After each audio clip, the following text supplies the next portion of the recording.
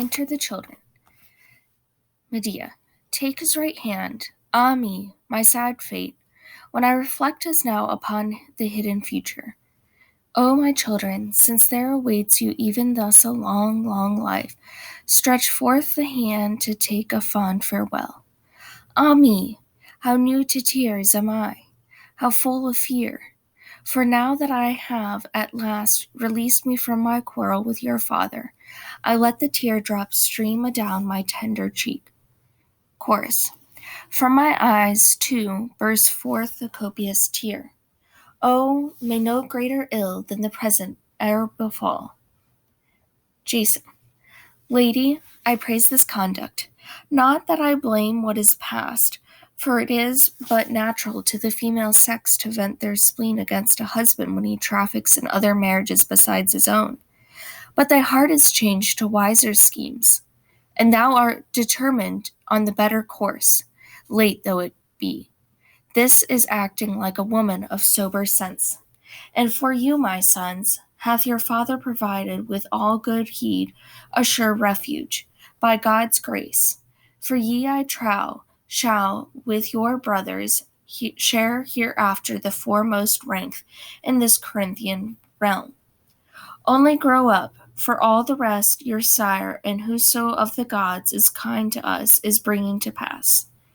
May I see you reach man's full estate, high o'er the heads of those I hate. But thou, lady, with fresh tears dost thou thine eyelids wet, turning away thy wan cheek, with no welcome for these my happy tidings. Medea, 'tis not upon these children my thoughts were turned. Jason, then take heart, for I will see that it is well with them. I will do so, nor will I doubt thy word. Woman is a weak creature, ever given to tears. Jason, why, prithee, unhappy one, dost moan over these children? Medea, I gave them birth, and when thou didst pray long life for them, pity entered into my soul to think that these things must be. But the reason of thy coming hither to speak with me is partly told. The rest will I now mention. Since it is the pleasure of the rulers of the land to banish me, and well, I know 'twere best for me to stand not in the way of thee, or of the rulers by dwelling here, enemy as I am, thought unto their house, forth from this land in exile am I going. But these children, that they may know thy fostering hand, beg Creon to remit their banishment. Jason, I doubt whether I can persuade him, yet I must attempt it. Medea, at least do thou bid thy wife ask her sire this boon, to remit the exile of the children from this land.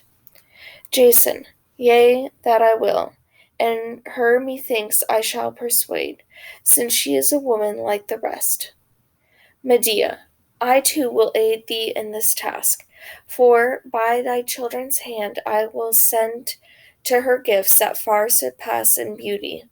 I well know, that now is seen mongst men, a robe of finest tissue and a chaplet of chaste gold. But one of my attendants must hate and bring the ornaments hither. Happy shall she be not once alone, but 10,000-fold. For in thee she wins the noblest soul to share her love, and gets these gifts as well which on a day my father's sire, the sun god, bestowed on his descendants. My children, take in your hands these wedding gifts, and bear them as an offering to the royal maid, the happy bride, for verily the gifts she shall receive are not to be scorned. Jason, but why so rashly rob thyself of these gifts? Dost think a royal palace wants for robes or gold? Keep them, nor give them to another. For well I know that if my lady hold me in esteem, she will set my price above all wealth. Medea, say not so. 'Tis said that gifts tempt even gods, and o'er men's minds gold holds more potent sway than countless words. Fortune smiles upon thy bride, and heaven now doth swell her triumph. Youth is hers and princely power. Yet to save my children from exile, I would barter life, not dross alone. Children, when ye are come to the rich palace, pray your father's new bride, my mistress, with suppliant voice to save you from exile, offering her these ornaments the while. For it is most needful that she receives the gifts in her own hand. Now go and linger not. May ye succeed and to your mother bring back the glad tidings she fain would hear. Chorus.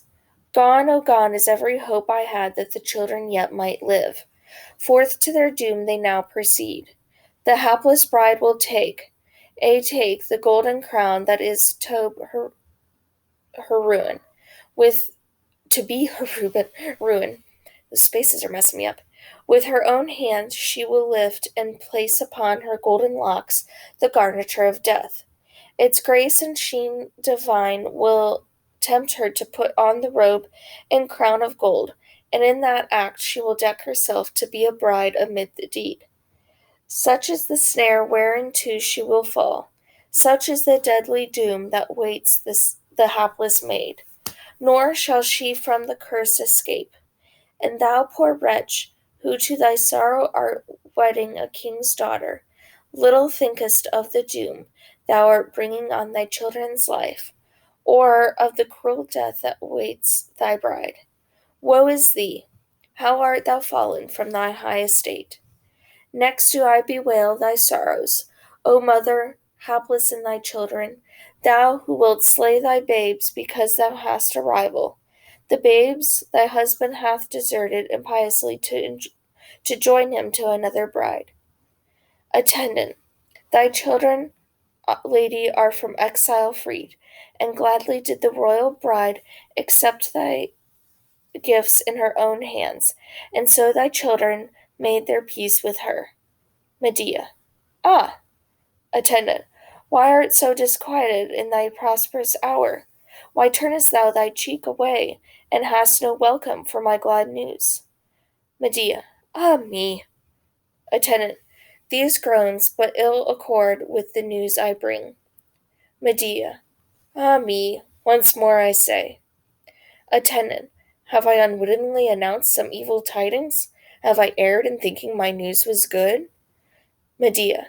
The news is as it is. I blame thee not. Attendant. Then why this downcast eye, these floods of tears? Medea. Old friend, needs must I weep, for the gods and I with fell intent devise these schemes. Attendant. Be of good cheer. Thou too of a surety shalt by thy sons yet be brought home again. Medea. Ere that shall I bring to others their home. Ah, woe is me! Attendant, thou art not the only mother from thy children reft. Bear patiently thy troubles as a mortal must. Medea, I will obey. Go thou within the house, and make the day's provision for the children. O my babes, ye have still a city and a home, where far from me and my sad lot ye will live your lives. Reft of your mother for ever, while I must to another land in banishment, or ever I have had my joy of you, or lived to see you happy, or ever I have graced your marriage couch, your bride, your bridal bower, or lifted high the wedding torch. Ah me, a victim of my own self-will. So it was all in vain I reared you, O my sons, in vain did suffer, racked with anguish, enduring the cruel pangs of childbirth. For heaven I once had hope, poor me, high hope of ye, that you would nurse me in my age and deck my corpse with loving hands, a boon we mortals covet. But now is my sweet fancy dead and gone, for I must lose you both, and in bitterness and sorrow drag through life. And ye shall never with fond eyes see your mother more, for o'er your life there comes a change. Ah me, ah me, why do you look at me so, my children? Why smile that last sweet smile? Ah me, what am I to do? My heart gives way when I behold my children's laughing eyes. Oh, I cannot. Farewell to all my former schemes. I will take the children from the land, the babes I bore. Why should I wound their sire by wounding them, and get me a twofold measure of sorrow? No, no, I will not do it. Farewell my scheming. And yet, what am I coming to? Can I consent to let those foes of mine escape from punishment and incur their mockery? I must face this deed, out upon my craven heart, to think that I should even have let the soft words escape my soul. Into the house, children, and whoso feels he must not be present at my sacrifice, must see to it himself. I will not spoil my handiwork. Do not, my heart, oh, do not do this deed. Let the children go, unhappy one. Spare the babes, for if they live, they will cheer thee in our exile there. Nay, by thy fiends of hell's abyss, never, never will I hand my children over to their foes to mock and flout. Die they must in any case, and since 'tis so, why I, the mother who bore them, will give the fatal blow. In any case, their doom is fixed, and there is no escape. Already the crown is on her head, the robe is round her, and she is dying, the royal bride. That do I know full well. But now, since I have a piteous path to tread, and yet more piteous still the path I send my children on, fain would I say farewell to them. Oh, my babes, let your mother kiss your hands. Ah, hands I love so well. O lips most dear to me, O noble form and features of my children. I wish you joy, but in that other land, for here your father robs you of your home. Oh, the sweet embrace, the soft young cheek, the fragrant breath. My children, go leave me. I cannot bear to look upon ye. My sorrow wins the day. At last I understand the awful deed I am to do. But passion, that cause of duress woes to mortal man, hath triumphed o'er my sober thoughts. Chorus. Oft ere now have I pursued subtler themes, and have faced graver issues than woman's sex should seek to probe. But then even we aspire to culture, which dwells to teach us, which dwells us with us to teach us wisdom. I say not all, for small is the class amongst women. One maybe shalt thou find mid many, that is not incapable of culture. And amongst mortals I do assert that they who are fully without experience and have never had children far surpass in happiness those who are parents. The childless, because they have never proved whether children go up to be a blessing or curse to men, are removed from all share in many troubles. Whilst thou, who have a sweet race of children growing up in their houses, do wear away, as I perceive, their whole life through. First, with the thought how they may train them up in virtue, next, how they shall leave their sons the means to live. And after all this, 'tis far from clear whether on good or bad children they bestow their toil. But one last crowning woe for every mortal man I now will tame. Suppose that they have found sufficient means to live, and seen their children grown to man's estate, and walk in virtue's path. Still, if the fortune so befall, comes death, and bears the children's bodies off to Hades. Can it be any profit to the gods to heap upon us mortal men, besides our other woes, this further grief for children lost, a grief surpassing all? Medea. Kind friends, long have I waited expectantly to know how things would at the palace chance. And lo, I see one of Jason's servants coming hither, whose hurried gasps for breath proclaim him the bearer of some fresh tidings.